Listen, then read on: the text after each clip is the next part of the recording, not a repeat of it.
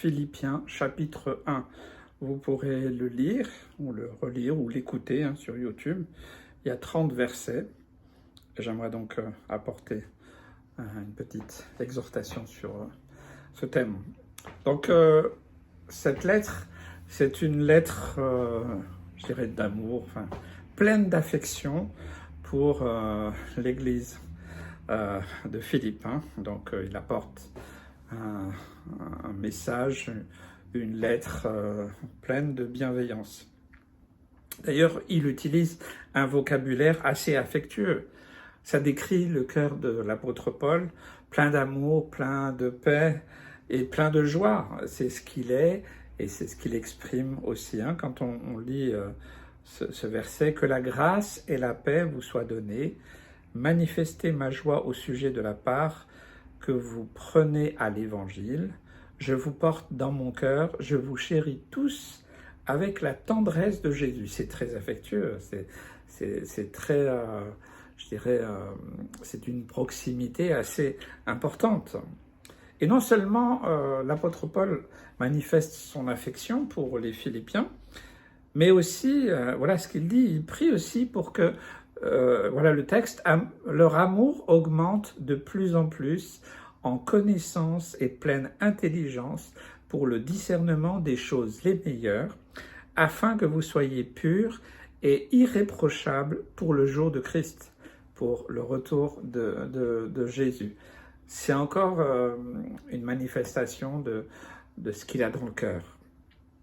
Donc, ce qu'on peut constater, premièrement, dans son texte, si on veut en retirer quelques enseignements pratiques pour nous, c'est qu'accomplir l'œuvre du Seigneur, de répandre la bonne nouvelle, eh bien, il passe ce message parce que lui-même, il est l'exemple qu'on ne peut pas apporter le message de la bonne nouvelle sans manifester nous-mêmes cet amour.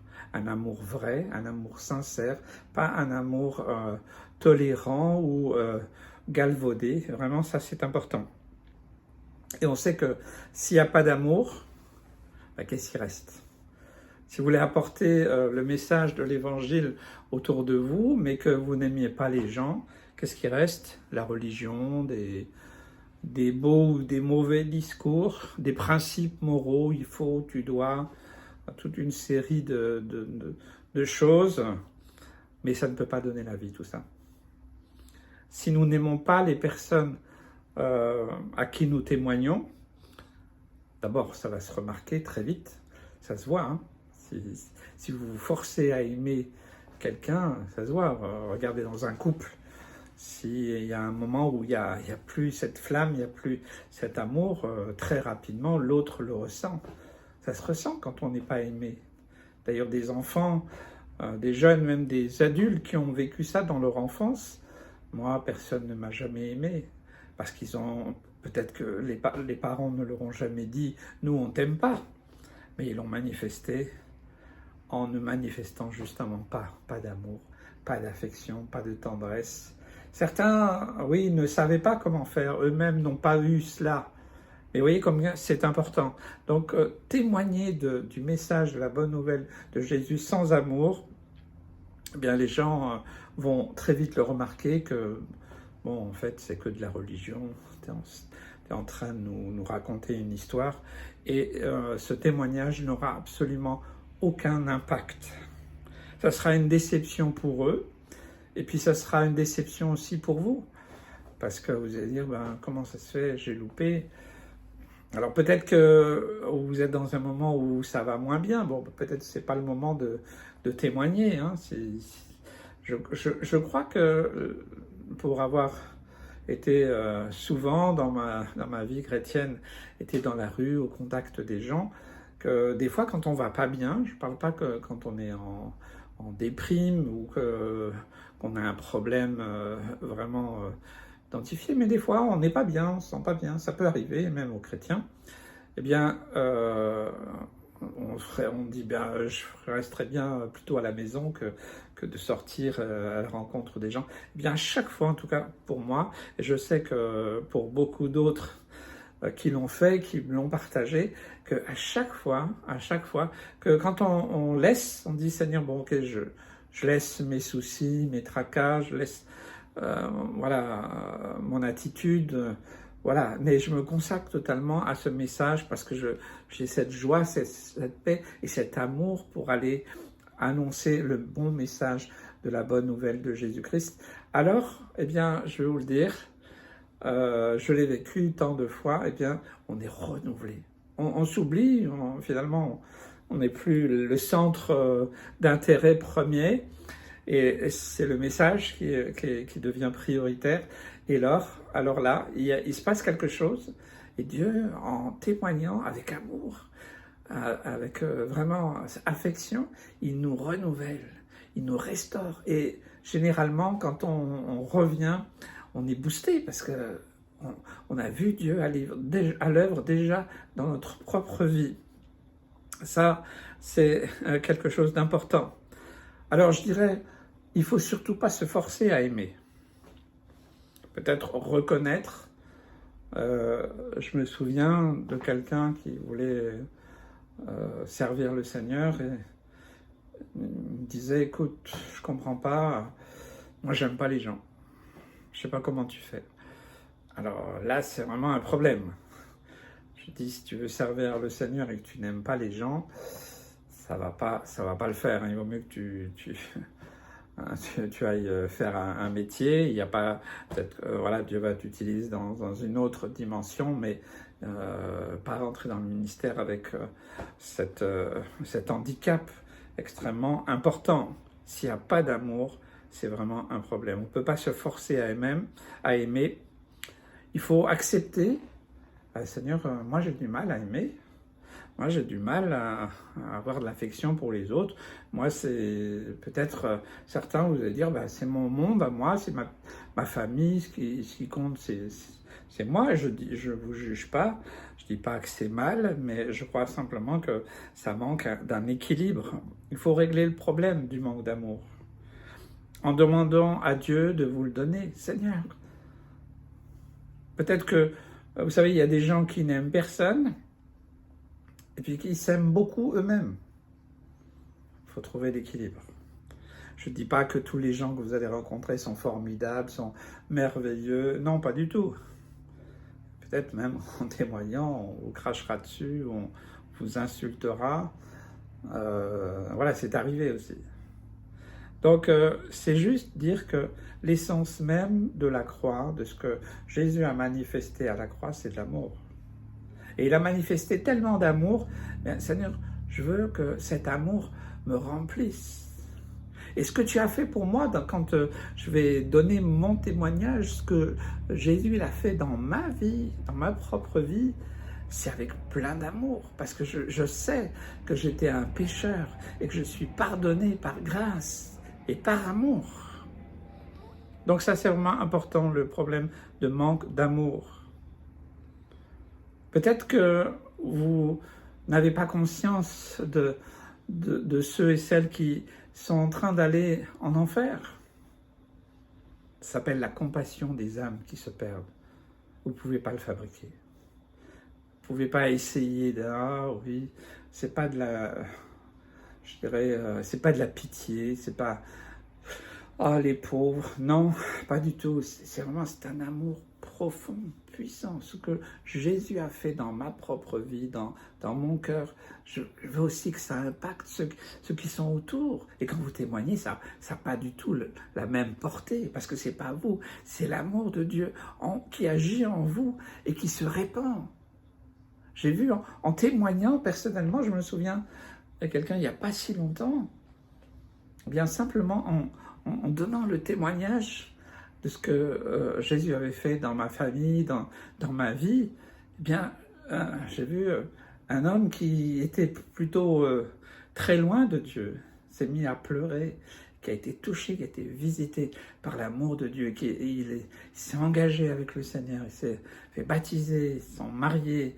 Moi, j'aime donner ce témoignage parce qu'il est vraiment révélateur de la puissance de l'amour de Dieu qui touche les âmes à travers nous, l'amour, la compassion pour les âmes qui se perdent sans dire ceci, cela. Ce qui est sûr, l'amour c'est un choix. C'est une décision volontaire et qui n'est pas dénuée de sentiments, bien sûr. Bien sûr qu'on a des sentiments, on est encore sur la terre, on est encore fragile. Il y a des choses qui peuvent vous émouvoir, vous, et puis pas du tout moi, puis inversement. Ma femme me dit, toi tu pleures. Dès que, souvent quand je ressens, même je peux regarder un film ou même un reportage, ou j'entends une nouvelle, quand je vois que des êtres humains que Dieu aime, que Dieu veut sauver, sont touchés, sont blessés, sont meurtris, sont attaqués, souvent je pleure. Ça vient naturellement. Et je me dis, pour moi, c'est comme un curseur, c'est comme un repère. Le jour où j'aurai plus de compassion pour les hommes, bon ben là, je prenne ma retraite. Hein. Même si je suis déjà à la retraite, mais avec le Seigneur, on n'est jamais à la retraite. Je veux dire que s'il n'y a pas d'amour, il y a quoi? Il reste quoi? Donc, vouloir que les âmes autour de nous soient sauvées. Il faut de l'amour, la compassion. Donc, l'amour que l'apôtre Paul décrit ici, ce n'est pas un amour simplet. Non, Paul prie pour que l'amour qui grandisse dans les Philippiens se manifeste, dans le verset, dans la connaissance et la pleine intelligence pour le discernement. Vous voyez, on va un peu plus profond, pas rester en surface. Et souvent, c'est peut-être le problème de ceux qui entendent un évangile déformé. Par exemple, l'évangile de la prospérité, c'est un faux évangile. Ou alors des mouvements fixés uniquement sur la guérison physique et ne parlent pas du salut. Il y a tellement de fausses doctrines, de faux évangiles aujourd'hui. Avec Internet, on est noyé d'informations. Les gens, maintenant, beaucoup de chrétiens vont peu ou pas à l'église. Ben oui, parce que tout est disponible, mais rien ne sera pareil que quand vous serez avec votre frère et votre sœur. Rien. Vous ne pouvez absolument pas remplacer ça. Je ne dis pas quand on est malade, quand on est en vacances, quand on est dans des situations particulières. Voilà, c'est très bien. Et nous diffusons, nous aussi, les cultes sur Internet. C'est très bien pour ça. Ça peut être que pour un temps. Il faut retrouver la communion fraternelle et l'amour, justement, qui se manifeste entre nous. C'est là aussi que nous apprenons à aimer, avoir de l'amour, de la compassion, la patience, parce qu'il n'y a pas toujours que des gens sympathiques, même dans les églises, hein, je vous assure. Donc, soyez vigilants, chers amis, avec Internet. C'est vraiment un évangéliste a écrit ceci, c'est que Internet, c'est une mer de mensonges. Le mensonge. Parce qu'il y a du pire au meilleur. Si vous n'avez pas de discernement, vous allez vous faire avoir à un moment ou à un autre. Il faut du discernement. C'est ce que dit Paul. Pleine intelligence. C'est-à-dire que Dieu nous a donné aussi une intelligence. Pour savoir, il faut l'utiliser. Puisque c'est un don de Dieu, puisqu'il nous a créé avec un cerveau, une intelligence, il faut s'en servir. Et le discernement, c'est vraiment un discernement qui vient de Dieu, par l'Esprit de Dieu. Il ne s'agit pas de discerner toujours ce qui ne va pas, ça c'est facile, mais de discerner clairement, spirituellement. Faire comme les chrétiens de Béret, vous écoutez un message, est-ce qu'il a ouvert la Bible? Quel verset il a mis? Vérifiez les références. Quelles interprétations il a données? Est-ce que ça sort du contexte de la Bible? Ne vous laissez pas avoir par ceux qui promettent réussite et autres. Non, la vie chrétienne n'est pas un long fleuve tranquille. Je suis désolé, je suis peut-être certainement moins populaire que beaucoup, mais ça n'a pas d'importance. Moi, je ne cherche pas à être vu, connu et reconnu. Je cherche à être connu du ciel, c'est tout. Et d'apporter avec amour, avec compassion le message qui vient d'en haut et non de cette terre. Donc faites attention à ce que vous regardez. Demandez à d'autres frères et sœurs, qu'est-ce que tu en penses? Demandez à votre pasteur, à des anciens, à des gens qui sont équilibrés, qu'est-ce que tu en penses? Écoute, fais attention, voilà. Avec mon fils, on regarde aussi ce qui se passe et des fois on dénonce certaines choses claires, pas pour dénoncer les gens, mais la doctrine mauvaise. C'est ça, de faire attention parce qu'on est vraiment dans un monde très médiatisé et les chrétiens se font aussi piéger. Ceux qui suivent des évangiles déséquilibrés, même s'ils ont de bonnes intentions, même s'ils disent « je vais faire attention », avec un amour sincère, mais au final, s'ils n'ont pas de fondation dans la parole de Dieu, leur connaissance manquera. Et ça va devenir un frein à un moment ou à un autre, un obstacle au témoignage. Qu'est-ce que vous allez apporter aux gens? Oui, va sur tel site, ou je connais quelqu'un, voilà, il va montrer sa carte personnelle. Tout ce qui n'emmène pas à Christ, tout ce qui n'emmène pas à la croix, vous devez le balayer. Quelqu'un a dit, vous ne devez pas chercher l'église la plus proche de chez vous, mais vous devez chercher l'église la plus proche de la parole de Dieu.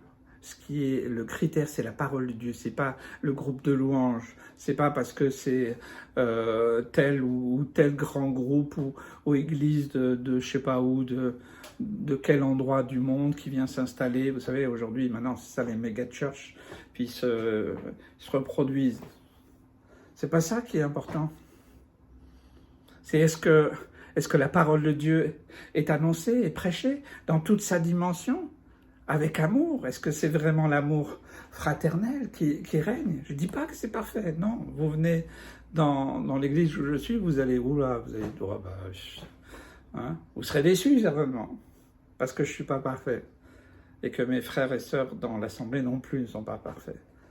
Mais une chose auquel j'essaye, par la grâce de Dieu, et je prie vraiment pour ça, et je compte que les autres aussi veillent avec moi, c'est qu'on reste établi sur la parole de Dieu et dans l'équilibre aussi que nous donne la parole de Dieu avec l'intelligence qu'il nous a donnée, le discernement.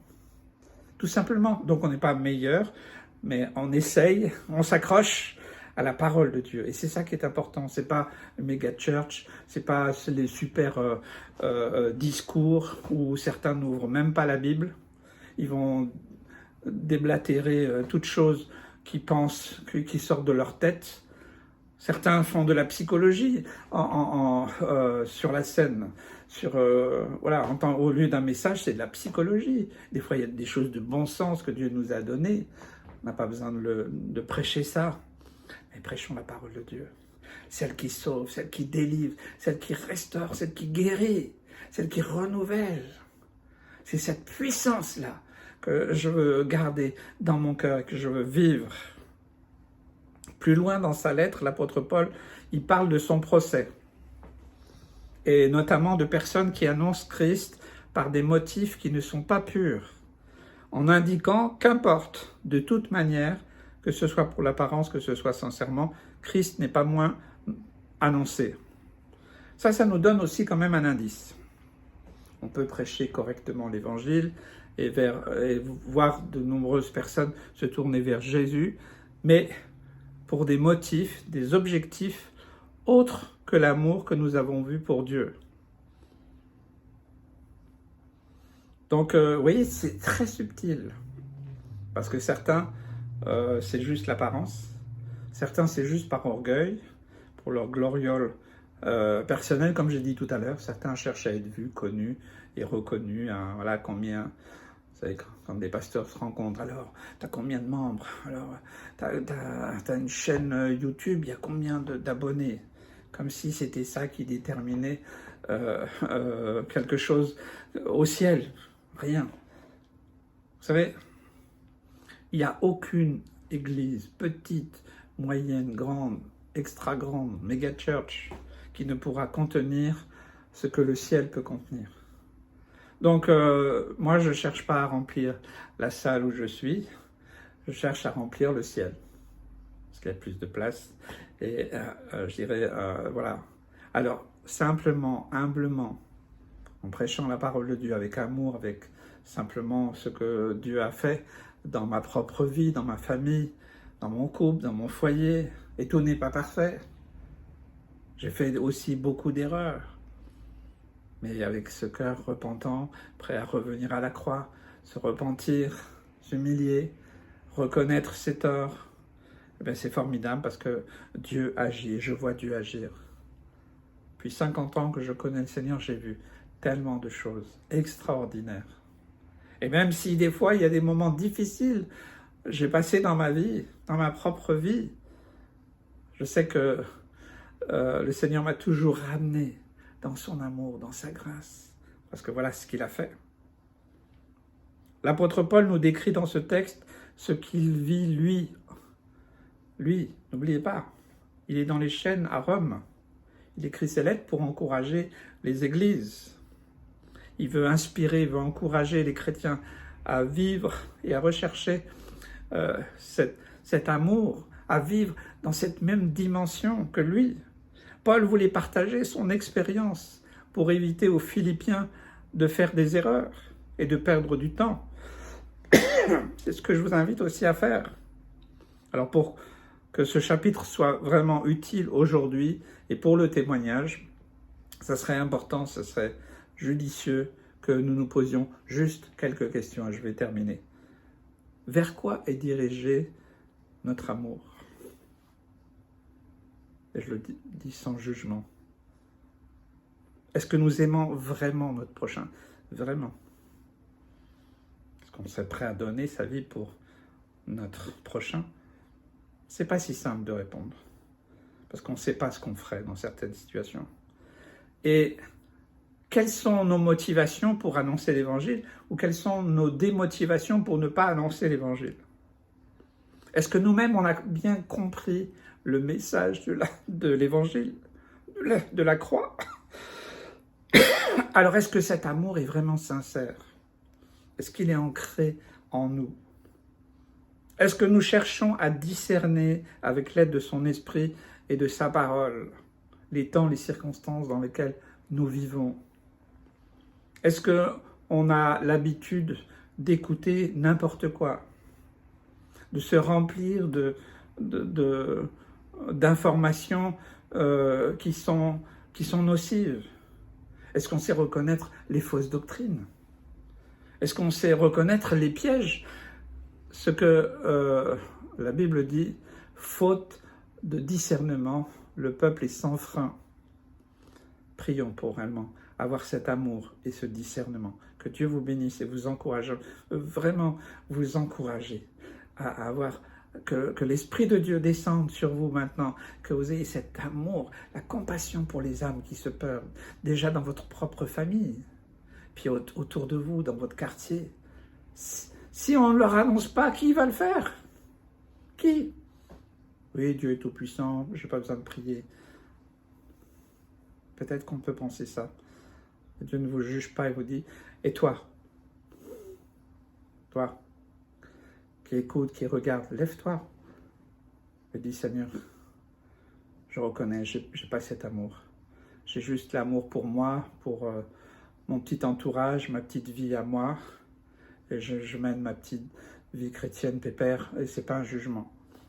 Mais Seigneur, aujourd'hui, tu m'as parlé que cet amour, il est débordant. Et alors j'accepte qu'il déborde de moi, parce que ce que tu as fait pour moi, je veux aussi le communiquer. Et vous verrez, ça se fera naturellement, simplement. Il n'y a pas de technique, il n'y a pas de... Voilà, chacun, voilà, Dieu parle tantôt d'une manière, tantôt d'une autre. Il y a 10 000 manières d'annoncer l'Évangile. Merci pour tous ceux qui le font dans plein de domaines différents. Et voilà, on ne peut pas limiter Dieu, on ne peut pas limiter son œuvre, mais simplement une prise de conscience. Que Dieu vous bénisse.